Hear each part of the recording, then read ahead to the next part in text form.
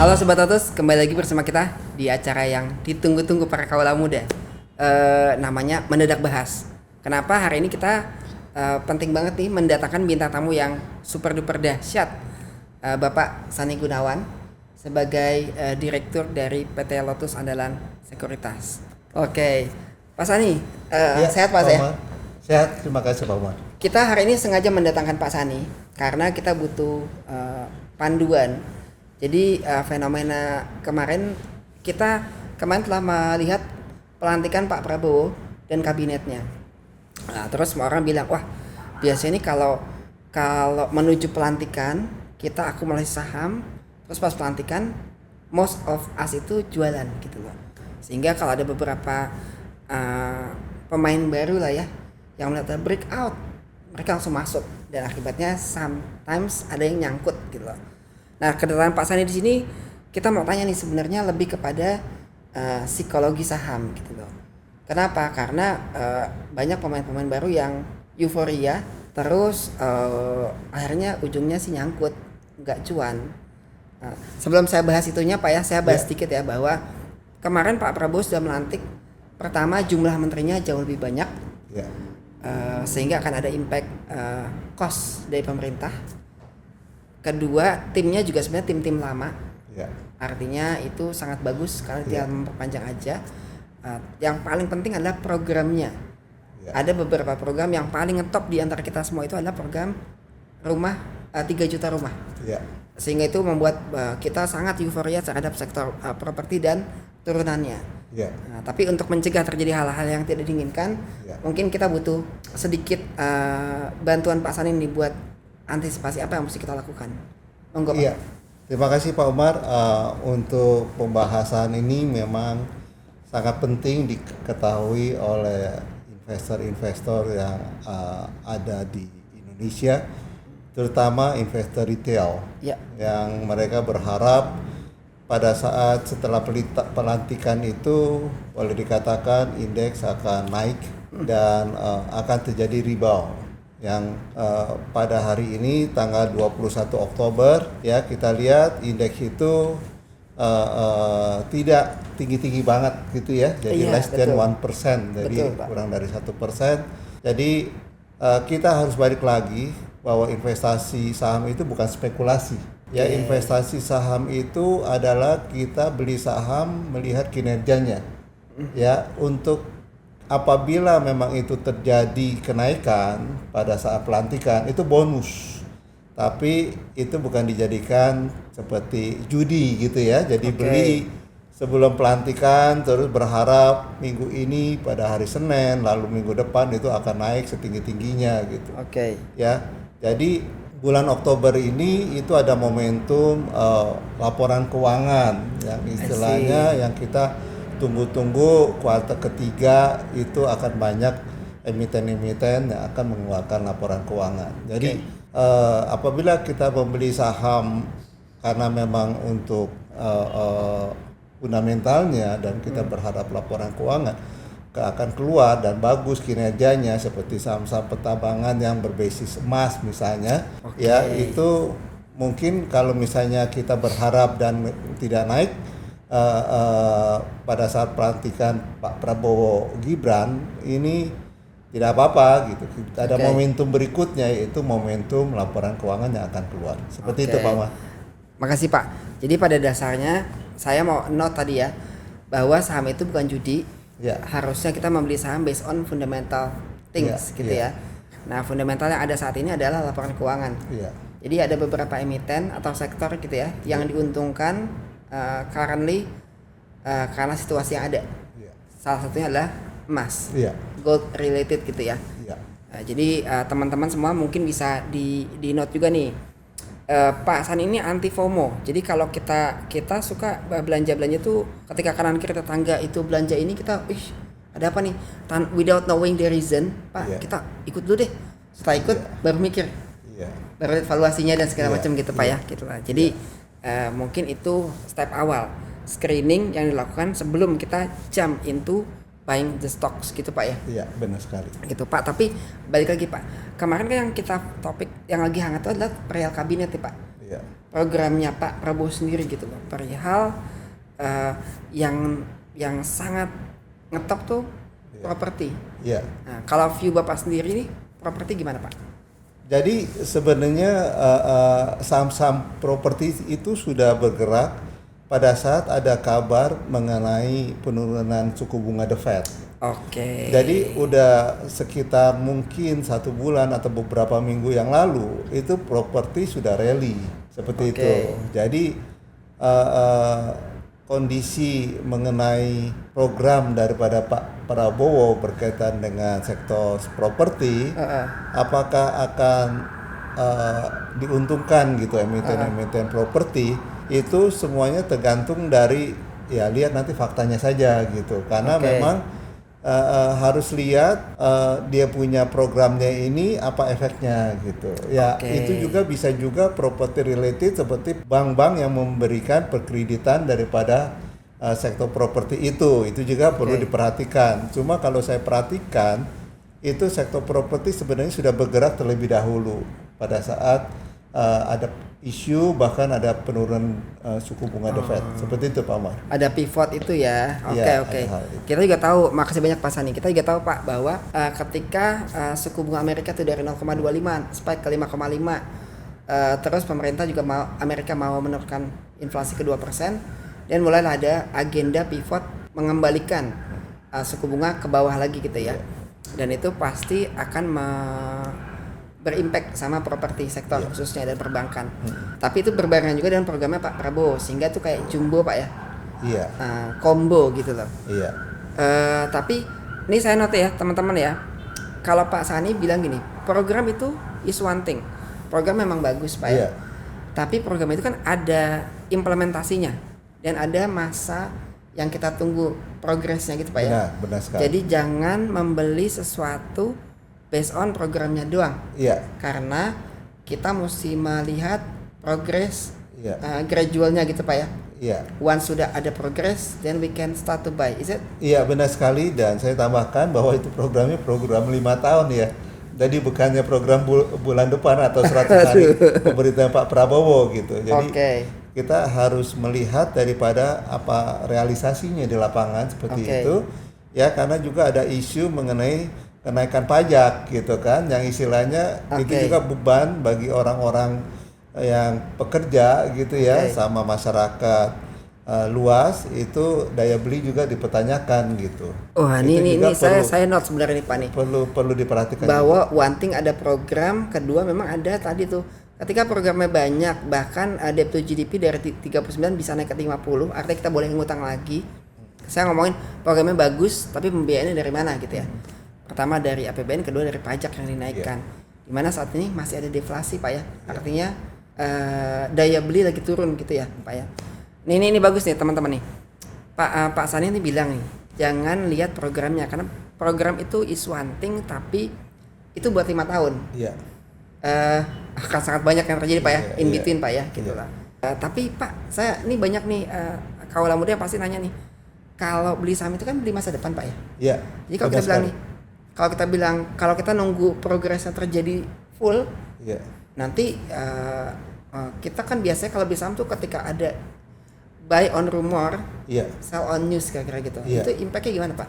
Ya, jadi boleh dikatakan banyak orang yang mengantisipasi untuk menjual pada saat setelah pelantikan Pak Prabowo sama Pak Gibran gitu ya.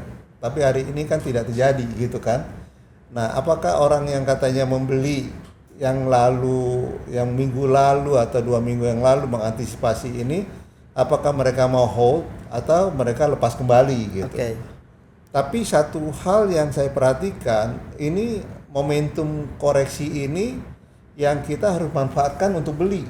Jadi saya lebih melihat ini kesempatan gitu. Kenapa?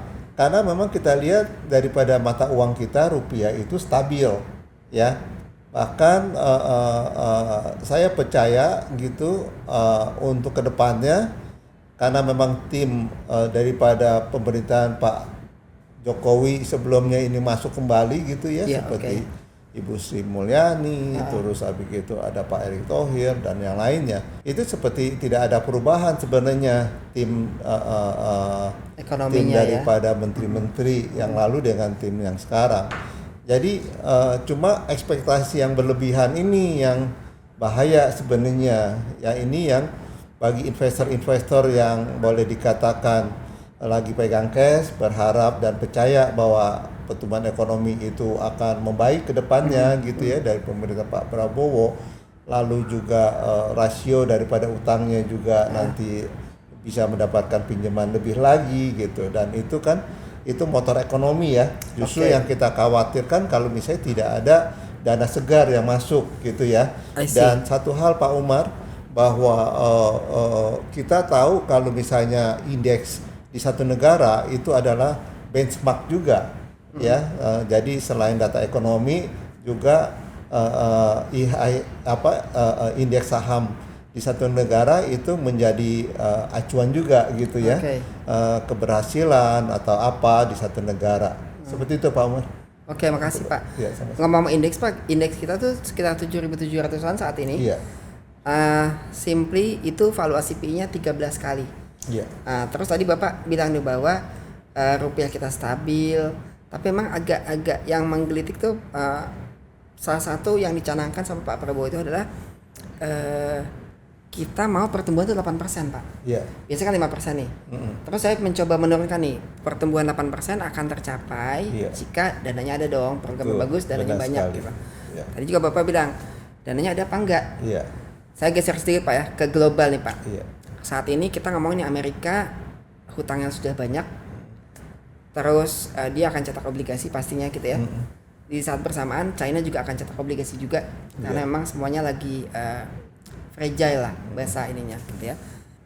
Jadi mungkin ini agak-agak membingungkan sih Pak, takutnya ketika semua orang butuh dana nih, itu akhirnya dana jadi mahal gitu loh Pak. Dan program tadi pertumbuhan 8% bisa terjadi jika timnya oke, programnya bagus, dan jangan lupa pendanaannya Pak ya. Kalau view Bapak gimana Pak? Ya kalau saya lihat dari Amerika yang mau menahan inflasi, terus China juga lagi mau micu dia punya pertumbuhan ekonominya. Betul. Gitu. Indonesia juga seperti tadi Pak Umar katakan dengan target 8%. Itu mungkin tidak dalam 1 tahun 2 tahun gitu ya, bisa ke 8%, dan yang pasti itu akan bertahap Pak Umar, ya kan? Cuma satu hal yang kita harus ketahui bahwa ada komponen-komponen di pertumbuhan ekonomi di satu negara gitu ya. Salah satunya itu consumer spending ya, terus dari government-nya ya, spendingnya bagaimana, lalu dari investasi, ekspor importnya, dan kita tahu bahwa hilirisasi ya itu boleh dikatakan Pak Bahlil yang akan pegang jadi jenderal atau menteri di SDM. Itu juga dia punya dia punya doktornya itu berkaitan sama hilirisasi tersebut. Betul ya. Sekali, jadi Pak. Predikatnya bagus banget. Pak Bahlil itu awal Pak Jokowi itu meminta para investor untuk bangun smelter, dan saya yakin sekali itu hilirisasi itu menjadi salah satu pendapatan. Jadi ekspor itu akan kencang sekali, apalagi dengan ada EV ya, mobil listrik. Itu boleh dikatakan sumber daripada mobil listrik itu baterai listrik itu ada di Indonesia gitu, seperti timah, nikel gitu ya. Itu memang boleh dikatakan sangat baik. Jadi untuk investasi saya lihat Indonesia masih terbuka ya, investor akan masuk ya, karena banyak sekali melihat Indonesia ini banyak peluang, terutama dari perusahaan-perusahaan otomotif yang berbasis energi terbarukan atau energi bersih ya.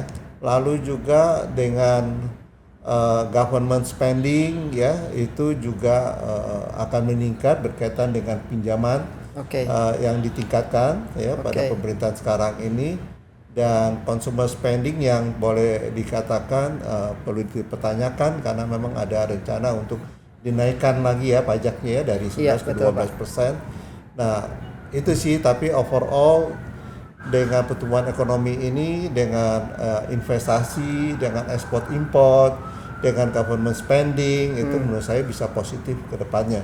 Dan mungkin bertahap ya, dari 5%, terus 5,5, 6, dan selanjutnya. Seperti itu Pak Umar. Makasih banyak Pak. Saya note tadi ya bahwa semua roda ekonomi terlihat bisa diputar. Ya. Ketika kita ngomong makronya bagus, rupiah, inflasi aman gitu ya. Plus tadi ada kenaikan dari debt to GDP. Jadi debt to GDP yang naik itu bisa berarti ekonomi yang tambah muter gitu Pak ya? Iya, tinggal dia punya utangnya itu masuk ke utang produktif atau tidak gitu ya. Karena itu saya juga ya, yang perlu diperhatikan. Betul Pak, makasih banyak Pak. Jadi teman Sobat Loto semua, hutang itu nggak dosa Pak ya? Tidak. Selama hutang itu buat aset produktif gitu. Itu Pak ya? Benar. Pak, saya tadi kan Bapak ngomong masalah tadi consumer spending dan segala macam. Saya masih ada sedikit ketakutan apa itu, kan somehow sekarang ini dunia global itu juga lagi spike terus nih, ATH terus Pak indeksnya, termasuk Amerika gitu ya. Dimana Amerika juga karena ada election. Apa yang terjadi ketika semuanya sudah selesai, ini artinya udah minim katalis. Dimana pertama tadi katalis pertama, kedua saya punya harga minyak turun terus, harga emas naik terus. Yang saya dengar katanya emas itu mencerminkan kekhawatiran, artinya kekhawatiran terus naik gitu Pak ya. Sementara emas itu, minyak itu mempresentasikan ekonomi yang muter gitu, tapi terus turun terus gitu Pak. Kalau Bapak melihat kenaikan emas itu artinya apa sih Pak? Is it bahaya atau enggak? Jadi ya kenaikan emas sih sebenarnya tidak bahaya gitu. Beda dengan kenaikan harga minyak gitu ya. Lebih bahaya lagi kalau kenaikan harga minyak seperti itu. Ya kan, kalau harga emas itu kan akibat dari banyak negara yang sekarang ini membeli gitu kan sebagai cadangan mereka gitu. Ya, cadangan untuk backup dia punya mata uangnya gitu ya. Makanya kenapa harga emas itu naik terus gitu ya. Dan kalau diperhatikan kenapa kok dengan perang Timur Tengah terus habis gitu harga minyaknya justru turun gitu kan. Gitu betul, Pak. Ya memang saya melihat bahwa minyak itu sudah perlahan tapi pasti itu akan tergantikan gitu dengan energi bersih gitu ya. Jadi kalau minyak kan itu energi fosil ya, jadi terbatas gitu. Tapi dengan ada energi listrik gitu ya, dengan mini hydro dan yang lainnya, panel surya gitu ya, panel surya itu boleh dikatakan menjadi pengganti. Apalagi Indonesia dia punya fuelnya itu mau dimanfaatkan biofuel ya, di mana dia punya bahan bakunya itu dari CPO. Nah itu yang boleh dikatakan ya ini bagus untuk perkembangan Indonesia gitu ya, di mana CPO-nya ini akan dimanfaatkan untuk bahan bakar pengganti bahan bakar minyak yang berbasis fosil seperti itu Pak. Pak saya nih Pak nih, kan dari tadi kita ngobrol nih, mungkin Sobat Lotus perlu tahu dulu nih, kalau Bapak sendiri nih, tenor investasi berapa lama sih Pak? Kalau Bapak beli saham nih, biasanya tenornya jangan sampai ada orang yang cuma main hari ini sehari trading one day trade gitu ya, tapi ternyata berbeda dengan tenor yang Bapak punya. Kalau Bapak sendiri mainnya biasanya berapa lama? Saya tergantung, ada saham yang saya lihat saya mau pegang 3 tahun gitu ya, 5 tahun, tapi lebih banyak itu berdasarkan dari persentase keuntungan dibandingkan sama saya taruh uang di bank. Ya, misalnya saya pegang minggu ini dapat 2%. Ini ya kan. 2% saya dalam 1 tahun itu ada 52 minggu. Ya, jadi seminggu saya dapat 2%, kalau saya dapat 20 kali aja dalam 1 tahun. Itu dapat 40% seperti itu. Jadi saya suka ngelihat apalagi saham tiba-tiba naik gitu ya, 5%, 10%, 20%. Langsung saya udah investasi untuk jangka 2-3 tahun itu saya lihat ini kok naiknya cepat sekali gitu, dan itu saya jual dulu gitu. Oke. Itu jadi yang menjadi patokan Bapak sebenarnya bukan berapa lamanya, tapi berapa returnnya. Iya, berapa return. Kalau kita punya tolak ukur investasi, let's say deposito 3%, 5% gitu ya. Setahun. Iya. Kita dapat nih 10% dalam 2 minggu. Ya sudah jual aja gitu ya. Ambil dulu Oke. Jadi yang menjadi patokan adalah bukan lamanya, tapi returnnya. Oke, ini Sobat Lotus perlu dicontoh ya. Jadi yang penting correct me if I'm wrong Pak ya. Kalau kita punya satu saham untungnya 5% dari 1 bulan, itu kalau di annualize artinya kita dapat 60% setahun loh. Jadi boleh untuk dijual Pak ya, karena kita punya 60% setahun loh returnnya. Dan saham itu banyak sekali yang naik turun gitu, seperti itu gitu. Jadi saya biasanya itu pada saat ada penurunan misalnya dalam 1 bulan 13%, 15% saham blue chip gitu ya, itu saya masuk gitu Pak Umar, karena saya hanya mendapatkan sekitar 3-5%. Ya kalau syukur-syukur gitu ya, kalau misalnya langsung 5% 10% gitu udah, tapi saya lihat dia punya penurunan sebanyak-banyaknya yang saya tunggu aja gitu. Seperti itu Pak. Nah Sobat Lotus, ini yang perlu kita belajar nih dari suhu. Pak Sani, makasih banyak Pak. Karena gini, pertama tadi ya kita punya 2%, kalau 2% sebulan di annualize tuh dikali 12 aja. Terus tadi biasanya orang-orang yang bijak itu selama fundamentalnya any slump itu is a buying opportunity, betul Pak? Yes, that's right. Any slump is a buying opportunity. Nah sebaliknya nih kita walaupun memang Pak tenor dan cara trading kita berbeda gitu ya, banyak kan. Ketika ada saham yang jumping, itu mungkin kita jangan langsung ikutan gitu Pak ya, jangan ikutan FOMO gitu ya. Tidak. Kalau Bapak lebih pilih tidak ya? Saya tidak. Saya lebih mencari saham yang turun. Ya, tapi itu turun juga lihat dulu, ya turunnya akibat apa gitu, ya alasannya kenapa dia turun tiba-tiba. Lalu kalau saham-saham blue chip turun, saya lihat perbandingan sama rupiah, apakah rupiahnya itu melemah dari 15.000 atau ke 16.000 gitu. Tapi kalau dia 15.000 tetap berarti nggak ada yang salah dengan negara kita gitu, nggak ada dana yang istilahnya pindah ke China gitu. Orang rupiah ini tetap kok. Ya kan, kecuali kalau 15.000 ke 16.000, 16.000, 17.000 baru kita khawatirkan.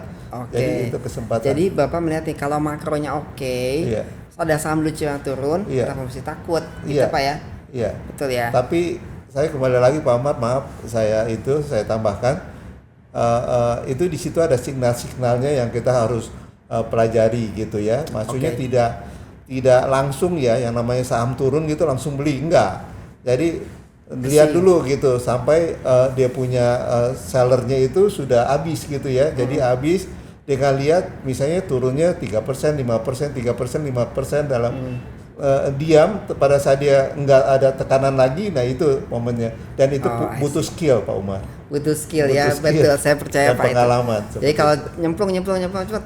Kalau simpelnya taruh sampai itu goloknya geletak, konsol di bawah, baru kita bisa mulai akumulasi. Falling knife ya. Gitu. Jadi, Pak, tapi yang menjadi masalah di kita tuh biasanya itu greedy Pak.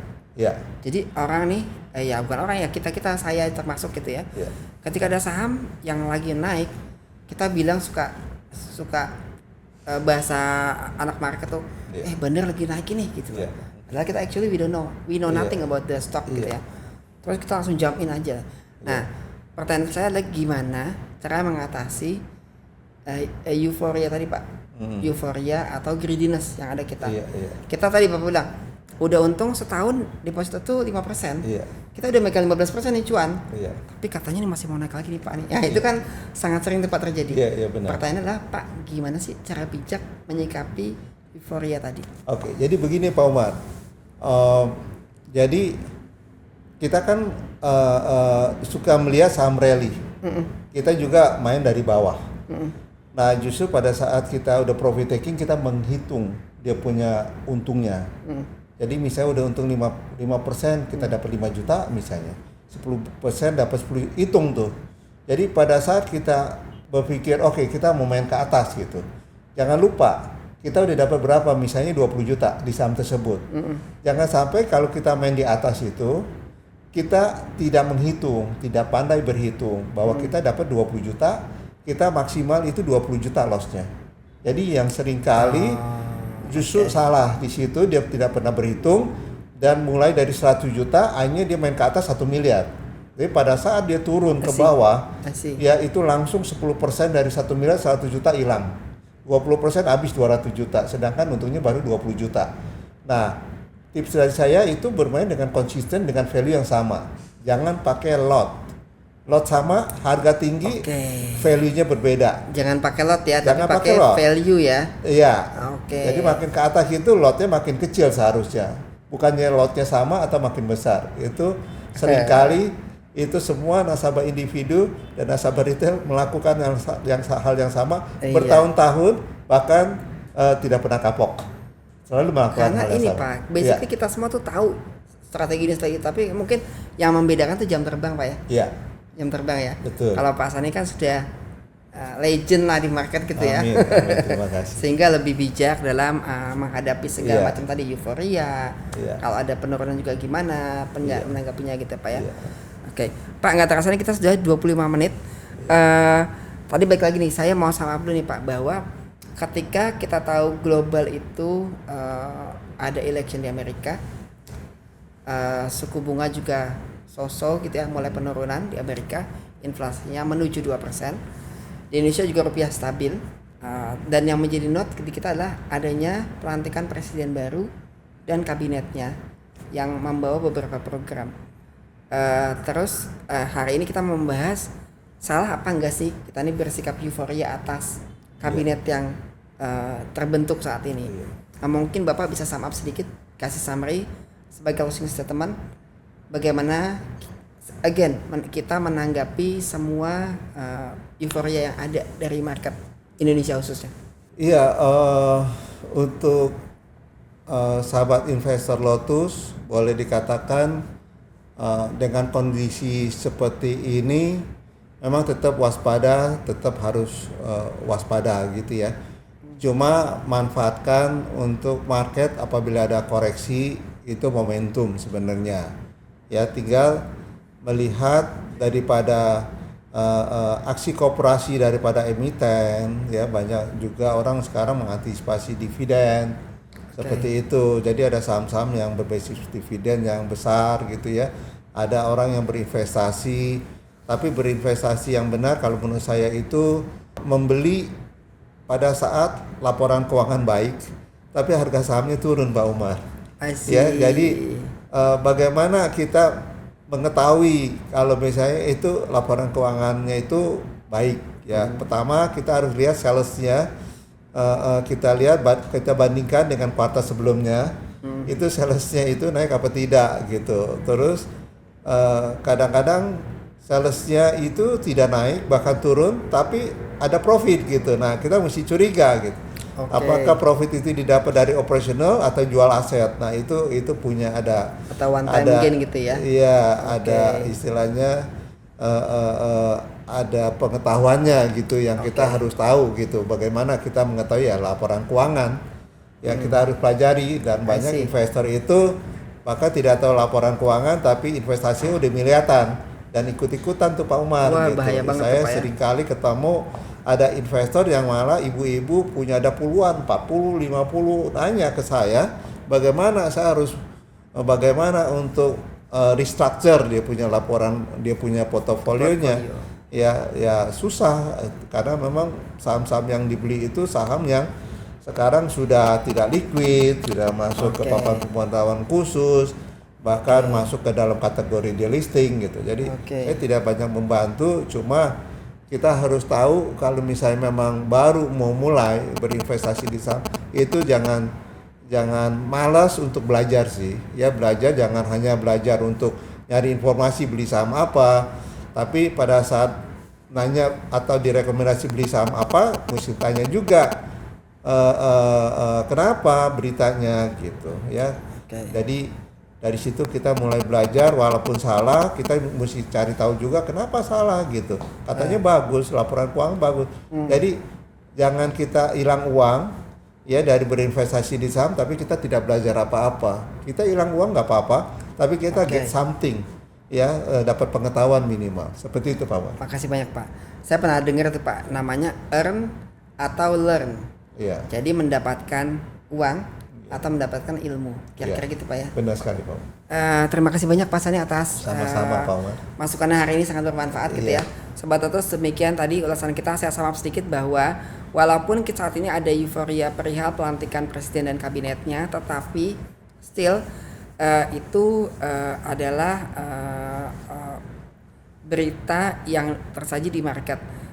Anyhow kita mesti kembali lagi ke fundamental dari perusahaannya gitu Pak ya. So please jangan bosan untuk belajar, untuk bisa mengulik laporan keuangan dan sebagainya macamnya supaya bisa mengkonfirmasi berita yang ada. Demikian bedah saham kita hari ini. Semoga bermanfaat. Terima kasih banyak Pak Sani. Terima kasih Pak Umar.